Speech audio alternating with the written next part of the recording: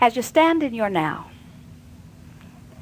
begin in a general place of well-being that you don't have to reach hard to find. In other words, it's a place that you already know.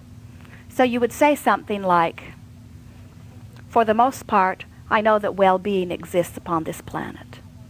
If I could chart all of the people who have lived over the last 1,000 years and somehow make a little tick mark for every hour they lived in wellness, and then I could chart all of the people who have lived over the last 1,000 years, and I could make a little tick mark for any hour that they lived in sickness.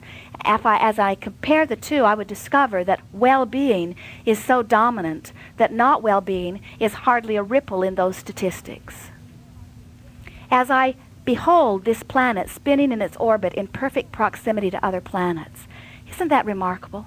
Aren't you just amazed at the stability of this mass? When I think about the tomato that I eat for lunch today, and I realize that its ancestors have been present on the planet for eons, and somehow, even though my garden sort of comes and goes, the Earth's garden remains constant. In other words, there is never a time when all of the seeds are gone. The seas remain full. The air recycles and remains pure. In other words, the abundance of well-being is remarkable. Isn't it interesting? My own body started out as a little blob that if you looked on a microscope you could not even see. And somehow that cell, those cells, had knowledge within them that attracted life force that creates a human being of perfection. How does it know which will be the liver and which will be the lungs and which will be the tooth? Don't you find that amazing? Even as I lie in my bed at night, isn't it remarkable that I don't consciously keep my blood flowing? That somehow the cells of my body know what they're doing, and the life force of well-being flows to them. The well-being is so enormous. Why do I ever seek out some little pocket of someone who, for whatever reason that I cannot begin to understand, has held themselves in a vibration that doesn't allow the well-being? Why would I ever look at that and amplify that and feel that now I must take the same position of pushing against? Well-being abounds. Now, as you listen to us here, your cork floats, doesn't it? In other words, you can feel you are vibrationally up to speed with who you really are. And having spent even that little bit of time, a minute or two or three, feeling the vibration that is in harmony with source energy, now next time you have a thought that's not a vibrational match with the energy of well-being, you're going to feel it. In other words, it will stick out like a sore thumb. And when it does, think about the Marshmallow Man. In other words, when it does, rather than going with it. Someone said to us the other day, Abraham, why is it that the negative thought seems so much bigger?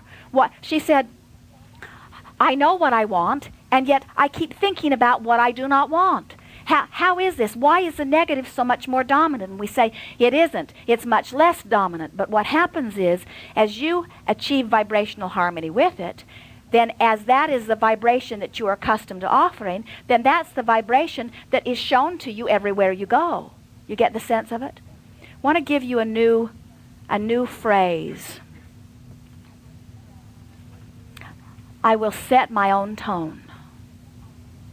I will set my own tone. In other words, if everything is about vibration,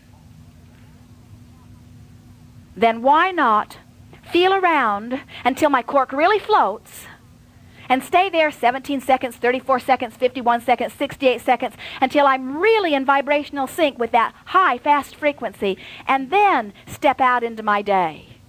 And once I've achieved my connection with my source energy, everywhere I go, I will set the tone. Do you know that one who is connected to core energy is more powerful than 1,000,000 who are not? And so as you set the tone, everywhere you go, you become unaffected by those who are vibrationally different from you. When you are in sync with core energy, a traffic accident cannot happen to you.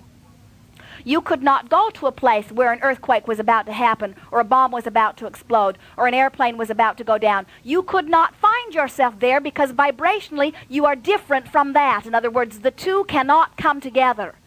Not because you're guarded, and not because you've protected yourself well, and not because the government has put up the barricades, and not because those things that beep when you go through the airport are keeping you safe. None of that.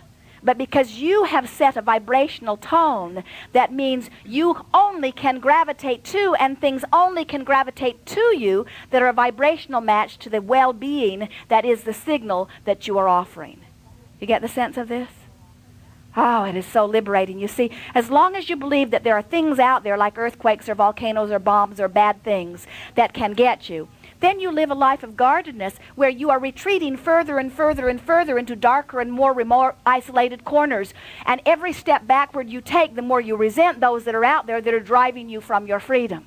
But when you discover it is about setting your tone, now you are liberated. Now you can go anywhere. Anywhere that is a vibrational match to who you really are. And as you move through your cities, as you move through your airports, as you move through your hotels, as you move, sounds like walking around with Jerry and Esther, doesn't it? As you are moving through life experience, only that which is in vibrational harmony with the well-being that you are now emitting can come to you.